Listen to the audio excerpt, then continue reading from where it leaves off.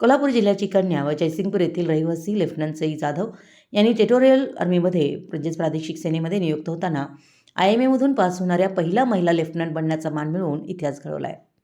त्यांच्या उल्लेखनीय आणि प्रेरणादायी यशाबद्दल संजय घोडावत एज्युकेशन कॅम्पसच्या वतीनं त्यांचा गौरवपूर्ण सत्कार करण्यात आला.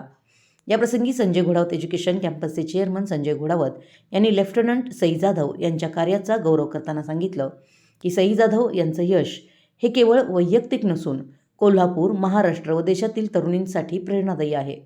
देशसेवा, महिला सक्षमीकरण आणि युवकांना प्रेरणा देणारा आदर्श त्यांच्या वाटचालीतून निर्माण झाला आहे.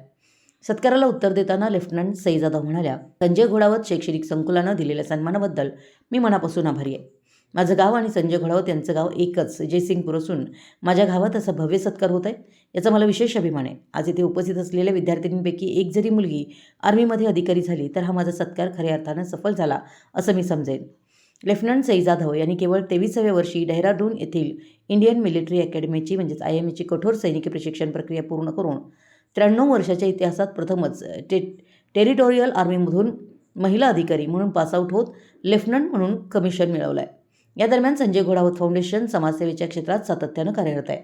शहीद जवानांच्या कुटुंबियांना मदत, शैक्षणिक क्रीडा क्षेत्रातील खेळाडूंना मदत, आरोग्यविषयक उपक्रम, पुलवामा हल्ल्यातील शहीद जवानांना सहाय्य, कोल्हापूर, सांगली जिल्ह्यातील पूरग्रस्तांना मदत, तसेच कोरोना काळात गरजू नागरिकांसाठी विविध मदत कार्य, नवीन सैन्य मोहिमेत देशभरातून आलेल्या युवकांसाठी अन्नछत्राचं आयोजन अशा अनेक सामाजिक उपक्रमांची परंपरा संजय घोडावत फाउंडेशननं जपली आहे. या गौरव सोहळ्यास चेअरमन संजय घोडावत, विश्वस्त विनायक भोसले, इंटरनॅशनल स्कूलच्या संचालिका सुस्मिता मोहंती, विद्यापीठाचे रजिस्ट्रार डॉ. विवेक कायंदे, लेफ्टनंट सई जाधव यांचे वडील मेजर संदीप जाधव, डॉ. सीमा नेगी, इंटरनॅशनल स्कूलचा संपूर्ण स्टाफ, पालक, विद्यार्थी मोठ्या संख्येनं उपस्थित होते. मराठी S न्यूजसाठी जयसिंगपूरहून संदीप अडसूळ.